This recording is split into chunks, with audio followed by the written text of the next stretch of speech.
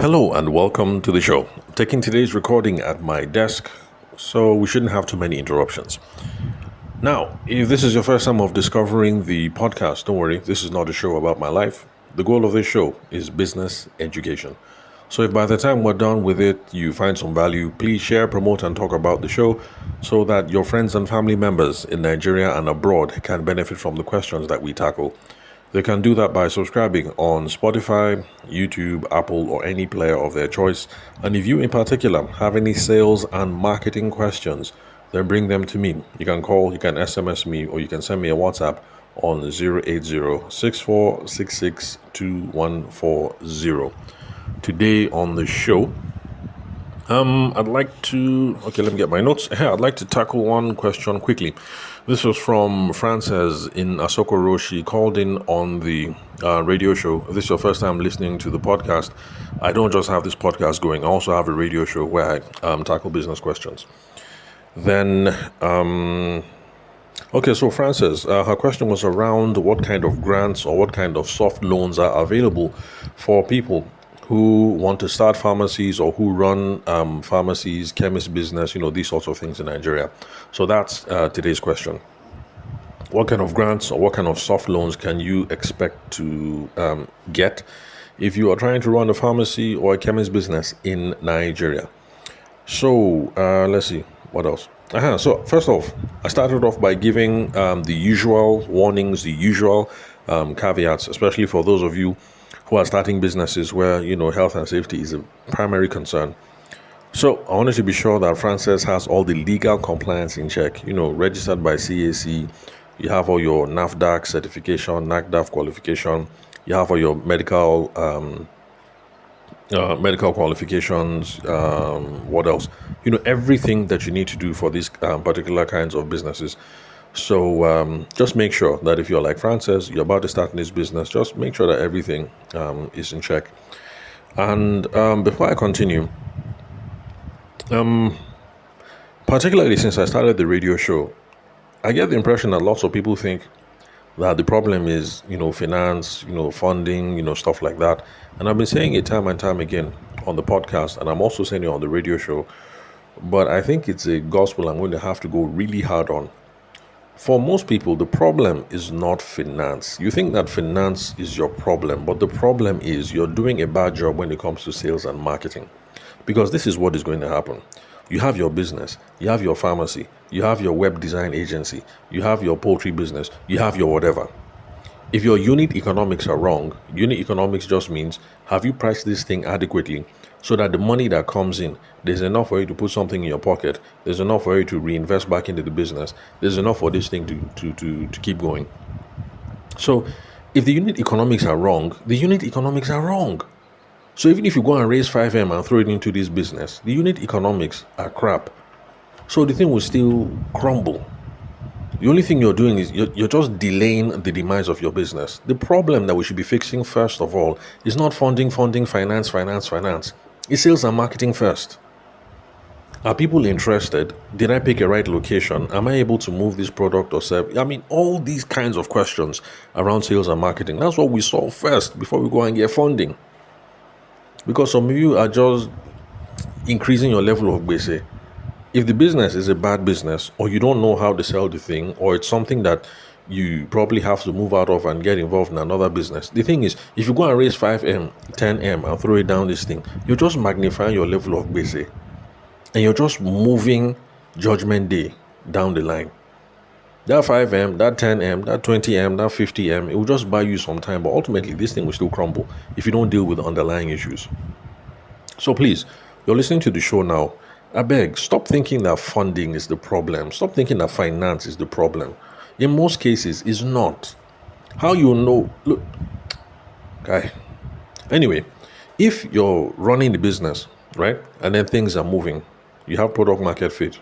Product market fit just means you've been able to establish that there is demand for this product. People like it. People are calling. People are buying. You've been able to find a way to connect with your audiences. With your potential customers. And then maybe the problem now is that, you need money to scale. You see, that's a different problem. You've been able to fix the foundational elements first, before you now worry about scaling. Anyway, let me not go into a rant. Let me just answer this question. But I just want lots of you to know, especially those of you discovering this podcast for the first time. Since I got on radio, there are too many people who think if I can just raise 5M, if I can just raise 3M, if I can just raise 10M, I'll be all right. The problem is not the finance. The problem is that you've not been able to do a good job selling, marketing, finding customers, finding patronage, whatever it is you want to call it. That actually is the problem. So, unfortunately for Frances now, when she asked the question, I did a little bit of research, and it looks like the finance that is available is probably too big for Frances, or maybe too expensive. The kind of funding options that are available. So there are commercial banks that have some kind of packages that people can take advantage of, like Sterling Bank, for instance. They have this, at least at the date of recording in 2025, they have a health finance package for businesses where they finance working capital and then asset finance. Now, what working capital means is you're already running the business, but you need some small coins. You need some kind of money every day or every week to finance one or two things. That is what working capital means. So it doesn't mean big money to buy your building or your truck or your whatever, but the money that you need to do the work on the everyday. That's what working capital means. Then they also provide, not just working capital, but also asset finance. Now, asset finance, that's the money that you use to get the big stuff, like to buy the machines or the equipment that you use in your chemist shop, or maybe to acquire the building or whatever. So Sterling Bank here, they have health finance. By the way, please, whenever I give any information here on the podcast, I beg, go and verify. Don't take what I say as gospel truth. I'm human. I can make mistakes. So go and verify the information. Shall I go and verify anyway? Then I also found something from CBN. That's the Central Bank of Nigeria.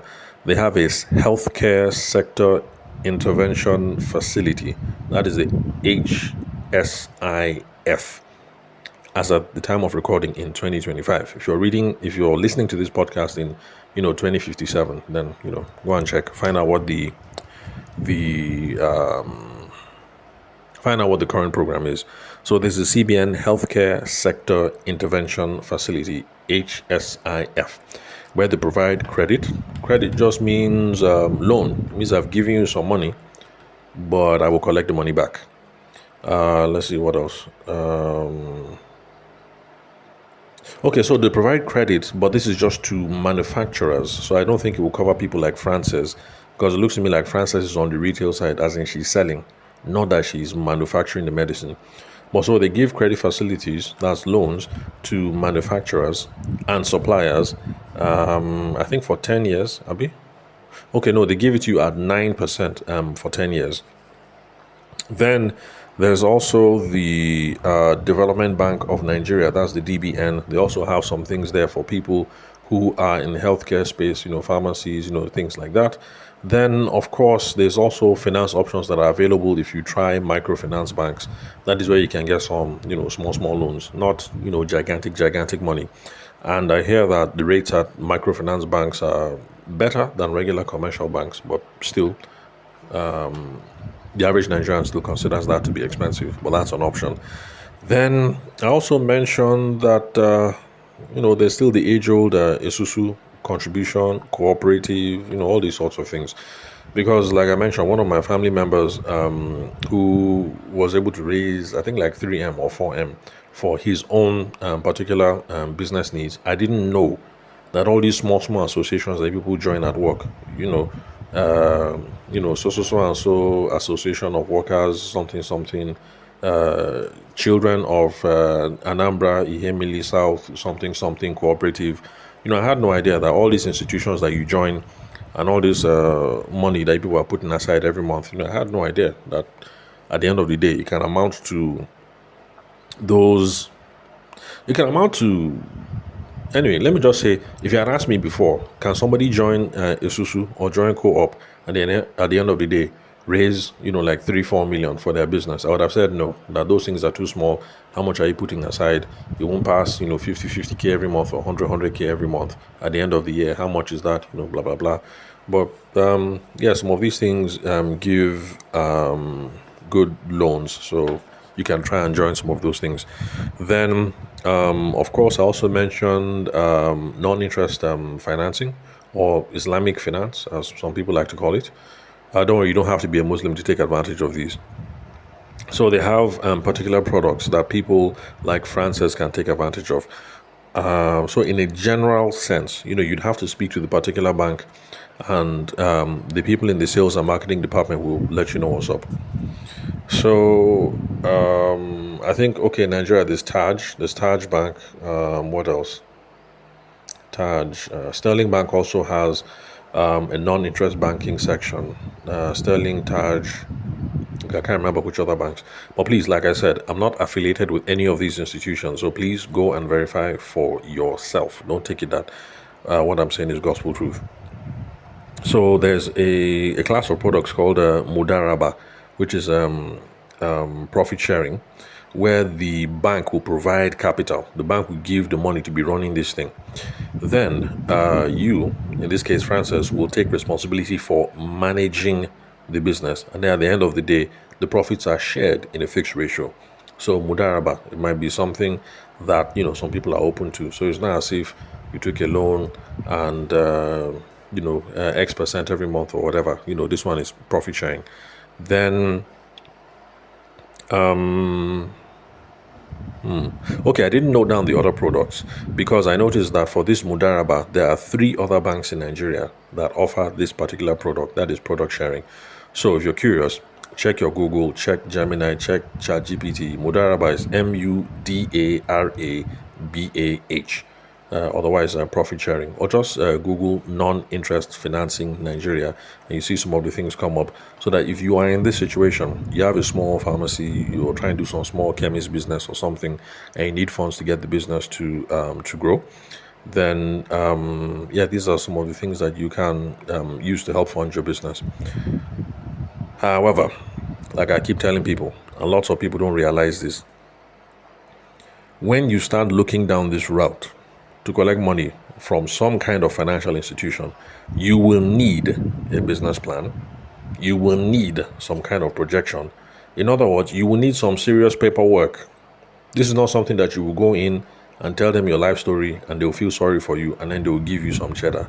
It does not work that way. Everything needs to be squared, needs to be proper, needs to be on point. I'm currently talking to someone like that who wants to raise equity finance, and then we start the conversation. I'm like, guy, you don't have anything. Like there's no paperwork. Like, how is somebody supposed to invest in your business at this stage? Like, based on what? Just because you look nice, you sound nice, you sound educated, and then because of that people will drop money. It doesn't work that way. So if you're seriously thinking this thing, grant, investment, soft loan, hard loan, any kind of equity, go and drop a business plan. Just Google ChatGPT, see the templates, start following the templates. The important thing about the templates, right, is that it is a guide to what you should be paying attention to. So that's why all these templates are useful. But of course, have someone look it over again by the time you're done. But you will need a business plan and you will need your financials to be in order. So if you're like me, that you like to harass your accountant by just throwing all the receipts to him, print out bank statement and say, well, accountant, go and figure this thing out. That's not going to work. Things you have to be more on point with keeping your records, tracking everything, and proper printed out statements, every so that when somebody asks how much did you spend last year in 2025, you can say exactly how much. When they say how much did you need for working capital in the second quarter, you can look at it. Okay, second quarter is this to this. The working capital that I needed to run the pharmacy, was this and that amount. Or how much do you need for the next, to finance the business for next year? As in, you will need to have very, very, very, very clear answers. See, the thing is, even if your answer is not clear, even if it's not exact, even if it's not accurate, the very fact that there are some things that you can be looking to get the information, these are the kind of things that inspire people with confidence. Because I've been at some sessions where the head of I can't remember if it was Smidan or which organization. Okay, no, Smidan doesn't give money, but one of these organizations that gives money, and the person said it that lots of people come forward and the paperwork is not in order. So there's no confidence. At least if they see that you are trying to tidy up the paperwork, there's something that they can refer to. It gives somebody small confidence that, okay, this is something we can invest in or that we can drop money here. Anyway, so summary. What I just wanted to say, I didn't want this episode to be too long, is if you're in this kind of situation, please, please, please, please, my own opinion, stop assuming that financing is the problem. Sales and marketing is the problem. If your pharmacy business is struggling, I think it's probably because, see, I'm not in this space, but my guess is maybe if you have a pharmacy, you need the right kind of location because you need access to foot traffic or maybe close enough to hospitals or something. Because I noticed that close to National Hospital in Abuja, that there are 3 mega pharmacy chains there. So I'm assuming when it comes to pharmacy, location is the main thing, access to foot traffic. So it's probable that you picked the wrong location, or you've not done a good job with marketing your pharmacy, letting people in the neighborhood know, letting establishments around know that you are around, even if it's small thing like dropping flyer, so that at least people who are working or living in other buildings know that, okay, if you have small malaria, there's this place where you can go and buy Combantrin or go and buy Asmoquin or whatever queen or all those things. Anyway, bottom line is let's assume that we have sales and marketing problems first, that we have problems with market access first, or that we have problems with product market fit first. We have not been able to find the customer. We've not been able to bring the customer to us. We've not been able to penetrate the market. We've not been able to pull the market to us. After we solve all these problems, then we can start worrying about finance problems. But you still want to do finance? Yeah, there are options available. A quick Google search or a quick ChatGPT search or something will turn up some alternatives. Then remember, if you're going to go down this route, paperwork, very, very important. Nobody's going to give you money based on personal recognition. So like I've been telling you guys, if any of you is connected with Dangote, please hook a brother up. I'd like to meet him, have a chat. I think me and him can be very good friends. But the thing is, when you actually hook up that recommendation to that introduction to Dangote, and me and him now, we don't begin the flow. I can't just say, hey, Dangote, what's up now? Help out your boy. I need like 30M for my business. It's not by me using mouth and just saying, how far now? Spot me 30M, that he will just drop the money like that now. Except if me and him become like boys, and then it's like, oh, okay, guy, let me just help you out. Then he'll just transfer it like that. But, he's going to have to justify that spend somehow. So there has to be some paperwork on my own end to show that this is my business plan. This is what I need the money for. This is what I'm going to invest in. This will be the returns. This is how much I'll pay you back, things like that. So just know, Shao, if you must raise funds, it's not based on personal recognition. It's not based on packaging. And anyway, let me stop here. So that's all for today, folks. If you have any sales and marketing questions in particular, bring them to me. You can call, you can SMS, you can WhatsApp me on 080-6466-2140. Thank you very much for your time and attention. I'll catch you, dear listener, at the next episode.